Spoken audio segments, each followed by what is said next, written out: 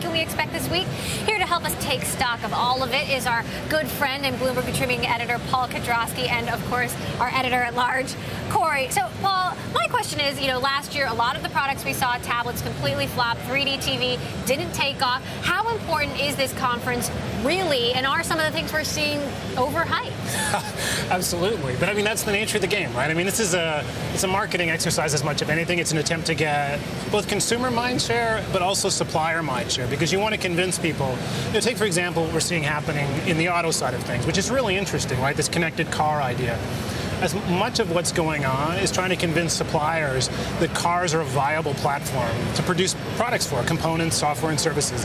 And the way that you convince them of that before you've got customers is to go out and make a big noise at conferences like this. So that's a lot of what's going on. Talking about cars really haven't, there's technology within cars, but sort of the consumer interface hasn't been very tech savvy. Right. Are we there yet? I know Ford's here, Mercedes-Benz is here. Are we there yet in terms of cars really being a tech-savvy platform? Oh, I think so. I think that's one of the most interesting things at this year's CES is what's happening in cars. There's the old joke, right, that if Microsoft made cars that get like 1,000 miles per gallon, weigh 10 pounds, and blow up every 3 years and kill your entire family, right?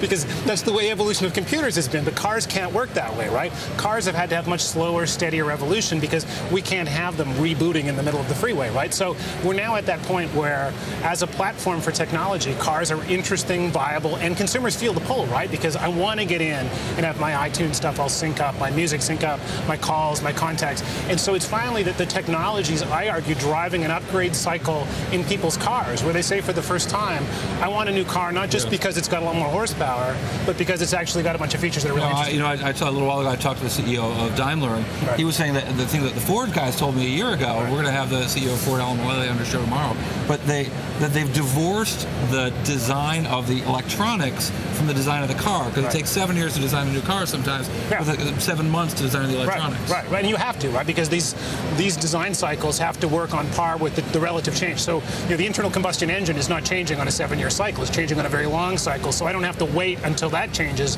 before I upgrade my car. But technology is changing on a 2 or 3 year cycle, so being able to make a separation between car design and the electronics inside, in other words, turning a car into a platform, like a mobile phone running apps, like a computer running software. The car is now a platform that you can run technology on, and that's an incredibly important change. Well, let me hit you this idea that about speaking of hype, about the Ultrabooks, that maybe the Ultrabook is a product that's almost dead on arrival because they look cool.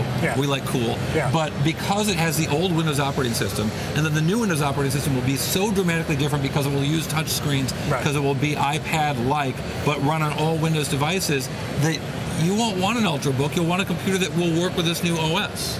I think it's a hopeless idea. I agree totally. I think it's a hopeless idea. I think they're DOA. The Ultrabook is a hopeless idea. Yeah, I think it's the death rattle of an industry trying to find a space between high-powered desktop computers, work laptops, and tablets. And the reality is there is no space. There's no little space between the bricks, right? So people are making a lot of noise, and I understand why. This feels like a viable space for them. So many companies here are introducing Ultrabooks. It's great. It's wonderful. It's one of these things where it's entirely manufacturer push. There is very little pull on the consumer side. Consumers want either something that's a lean-back platform, a tablet, where I can literally sit in bed or on the couch and consume media, or a lean-forward platform where I can actually do work. But the platform in between is getting squeezed, crushed, and is rapidly disappearing. Now, another one of your predictions, it's the end of set-top boxes and the year of televisions. Explain. Yeah, because this is sort of like the TV story, right? Where TV is finally turning into a platform again, where I'm going to be able to talk to it, I'm going to be able to tell it to do stuff, maybe good things, maybe bad things, but I'm going to be able to tell it to do stuff.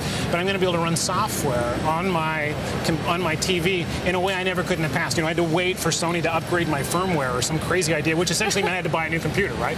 And that's brand new, and that's really interesting, because what it means is TVs get to go on a faster upgrade cycle, and arguably in 2012, you'll see that in part driven by some of the stuff. Let me call you on that though, because I feel like there's a once-in-a-lifetime upgrade cycle for TVs, and that just happened when people went to HD and they went to flat screen. And one of the, I think a lot of people might prefer a 3D TV and like the 3D content, but they already bought their flat screen. They're not going to buy another one for another 20 years. And you've seen that in Best Buy results. You've seen that in H. Gregg results. I don't know if I hate to say that you're wrong, but you're totally wrong.